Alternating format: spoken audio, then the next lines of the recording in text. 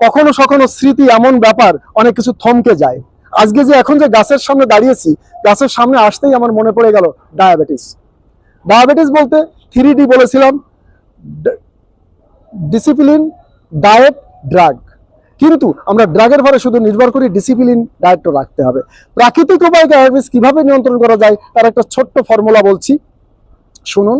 7টি নিম পাতা, একটি করলা, একটি আপনার টমেটো, এখন টমেটো পাওয়া যায় অ্যাভেলেবেল, কাঁচা বা পাকা, একটা টমেটো ছোট দেখে, 7টি নিম পাতা, একটা করলা এবং 7টা তেলাকুচোর পাতা। এর সঙ্গে আর একটি উপাদান লাগবে, সেটা হচ্ছে নয়নতারা। তবে নয়নতারা 2 রকমের আছে, একটা সাদা, একটা দুধে আলতা কালারের। আমি দাঁড়িয়েছি সাদা নয়নতারার সামনে।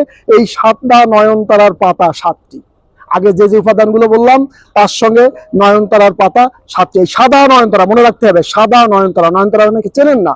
নয়নতারার পাতা 7টি মিলে সকালে পেস্ট করে যে রসটা হবে, চায়ের কাপে যতটুকু চা খান অতটুকু বা তার থেকে একটু কম সকালবেলায় খালি পেটে 7 থেকে 21 দিন খান, কোনো ওষুধ না ব্যবহার করে। দেখুন আপনার ডায়াবেটিস লেভেলটা কোথায় আসে, একদম পুরো কন্ট্রোলে চলে আসবে। এবং ন্যাচারাল উপায়, কিছু মনে করবেন না, আমরা এমার্জেন্সি পেশেন্টদের মেটাফরমিন গ্রুপের যা কিছু ব্যবহার করে না কেন, ডায়াবেটিসের লক্ষণ হয়তো কমে, কিন্তু ন্যাচারালি কমে না বলে ওর সাইড এফেক্ট আছে, আমরা জেনেও সেটা করি।